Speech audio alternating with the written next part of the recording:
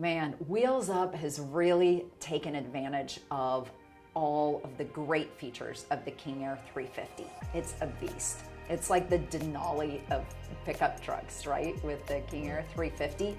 Where do people go from there? I mean, if they're accustomed to having 12 passengers or all of the room and the cargo space in a 350, what's the upgrade path for that plane? There's really no upgrade. If you want a turboprop aircraft, single pilot, and you want it to be a Winnebago with wings, the King Air 350 is the Winnebago with wings.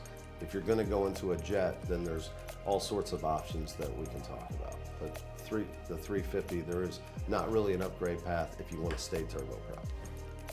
Kurt, when we're moving out of a 350, if we're going to move into a jet, but maybe we have a large family or our client has a large business unit that they typically take with them and they need to seat 10 passengers. What are their jet option upgrades? Well, most 350s, if you have 10 passengers, it's because you have jump seats in the back.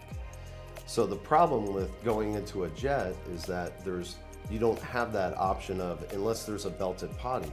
But the number one upgrade, most likely upgrade for a King Air 350 is into an Encore or a CJ4 or Lear 45, Lear 60, something like that. And most of them do not have a high density interior. Most of them are 6 to 7 passengers with a belted potty, which would make it 8. Now it is a single pilot aircraft, so you could possibly put 9 in the right seat, the right pilot seat.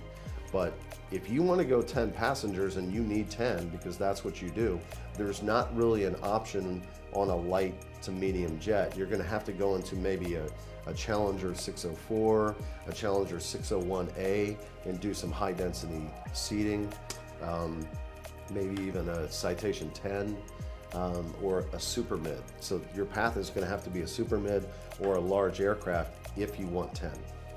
That's a big jump in direct operating costs, isn't it? Right, absolutely.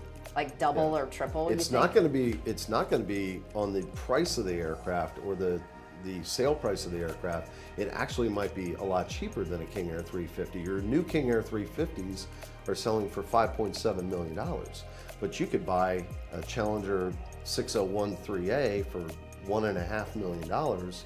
So if you're checking the difference between that, there's a lot to spend if you're catching up on direct operating costs. Good point. Thank you so much for joining our conversation today. We look forward to hearing from you. You can visit us anytime at wepush10.com, where you can get more information about Charlie Bravo or sign up for our free market reports.